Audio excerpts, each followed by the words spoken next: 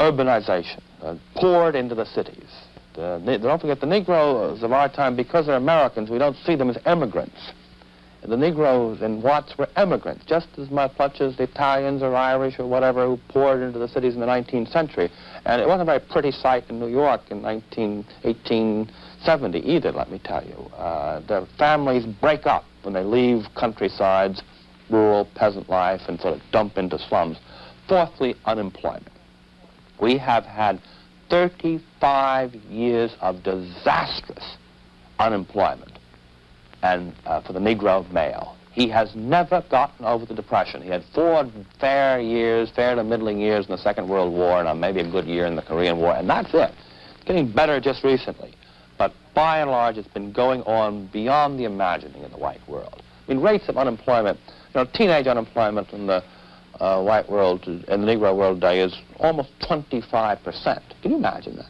That is a social crime. That's an outrage. There isn't a society in the world which will let 25% of teenagers go unemployed. About a quarter of Negro families are headed by women. The divorce rate is 2.5 times what it is. And all the number of fatherless children keeps growing. And all these things getting worse, not better, over recent years. It's not a matter of a bad situation that doesn't improve, but rather a bad situation that worsens. Got to get that clear. It's getting worse. How'd you learn how to behave? From your father and your mother and your older sisters, maybe, and the people around you. Well, supposing there is no father, or if he is a father, he doesn't work, where there is no education, where there's no sense of getting ahead, where children are just brought up without any of that support which a family gives it, then what do you end up with? You end up a cycle reproducing itself. The clip that you just saw was from an interview that Daniel Patrick Moynihan did in 1965, talking about the Watts riots and the black family. I thought it was an appropriate intro into our investigation of the Moynihan Report. The Moynihan Report was written in 1965. It was supposed to be an internal document, not to be seen by the public. It was Moynihan's call to action in response to the civil rights movement going on in the 60s. After the Watts riots, the report got leaked, and the civil rights movement leaders reacted badly to it. So for 50 years, the Moynihan Report has been misunderstood, misjudged, and only really discussed in the highest of academic circles. After reading the Moynihan Report myself, I found it to be highly accurate and almost prophetic. Everything in the Moynihan Report still exists today. Moynihan's only error was he didn't think it was going to get bad enough. So here, 50 years later, what we will attempt to do is look into the Moynihan Report and put on our analyst hat and see what we can glean from it and other material so we can have a deeper insight into the black community and its problems. So with no further ado, I introduce you to the Moynihan Report, the Negro family, and a plan for action. The Negro family, the case for national action. 200 years ago, in 1765, 9 assembled colonies first joined together to demand freedom from arbitrary power. For the first century, we struggled to hold together the first continental union of democracy in the history of man. 100 years ago, in 1865, following a terrible test of blood and fire, the Compact of Union was finally sealed. For a second century, we labored to establish a unity of purpose and interest among the many groups which make up the American community. That struggle has often brought pain and violence.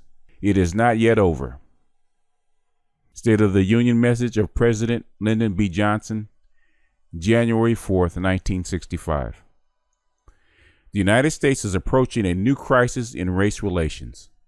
In the decade that began with the school desegregation decision of the Supreme Court and ended with the passage of the Civil Rights Act of 1964, The demand of the Negro Americans for full recognitions of their civil rights was finally met.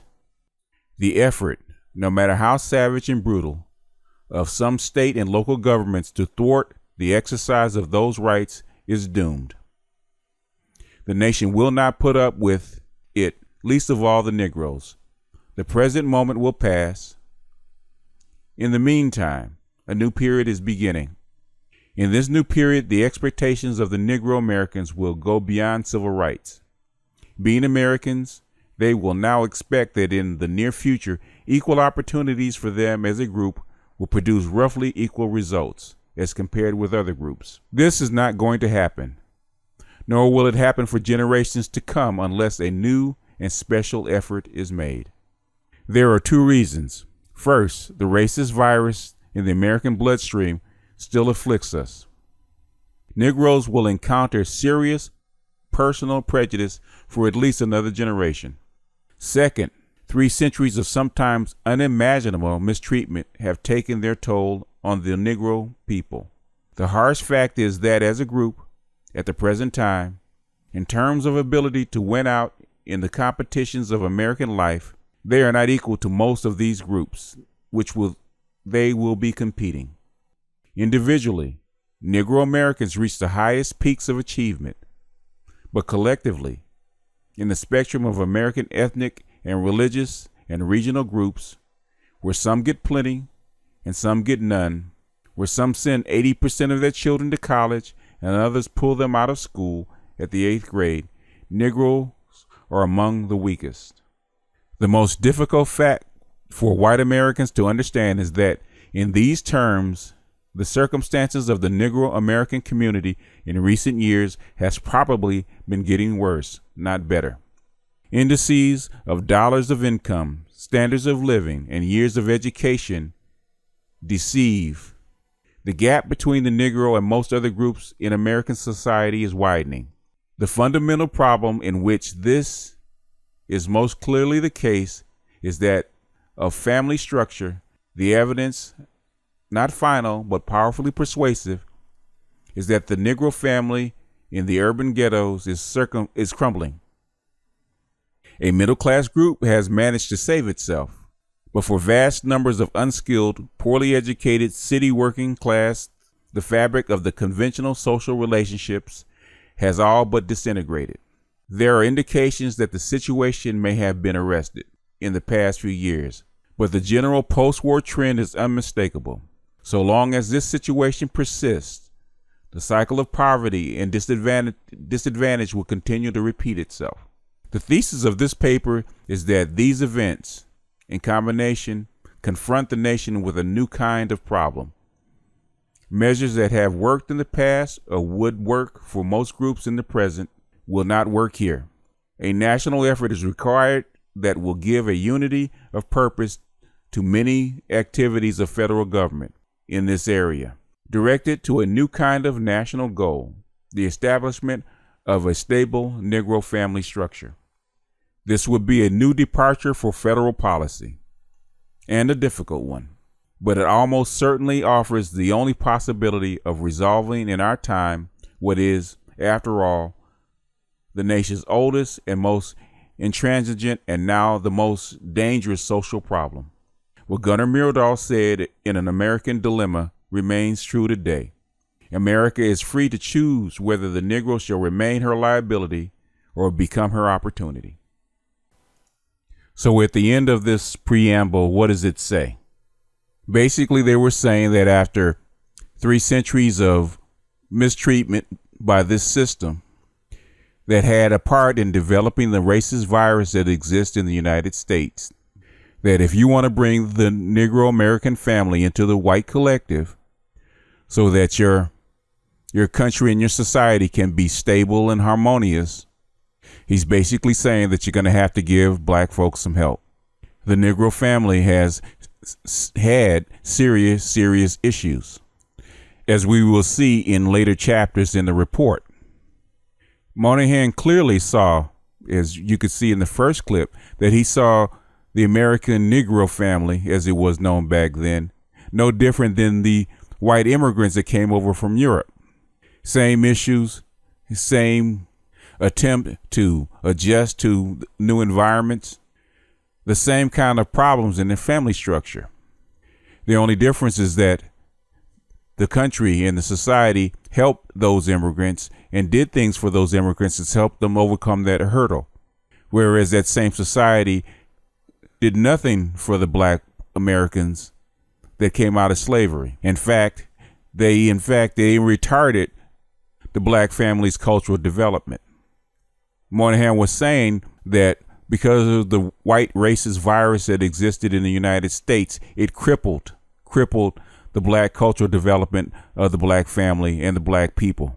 And to expect them compete against people that already had more than they had, already had a head start, had an advantage, and none of the disadvantages, not only would it be unfair, it would be insane. He was trying to say that if you're going to actually have these people compete and hopefully succeed in America, you're going to have to give them some help. You're going to have to undo the damage that you've done over 3 centuries. You're going to have to give them a leg up so they can actually catch up just to start even. And he believed you had to start with repairing the basic structure of human society, which is the family, which back then, most black families were in shambles. After World War II, America wanted a stable society, domestic society, so that they could rule the world. They made peace with labor. They made peace with their women. They made peace with education. And the last step was making peace with the American Negro, trying to solve what Du Bois had called the problem of the color line. How do you assimilate a people that have been treated so foreign for so many years? How do you get white America to accept them? How do you get them to see themselves as Americans? You can't solve it until you know what's wrong. So this represented America's effort to pull the black family, the Negro family, into the American collective. The Moynihan Report was the diagnoses.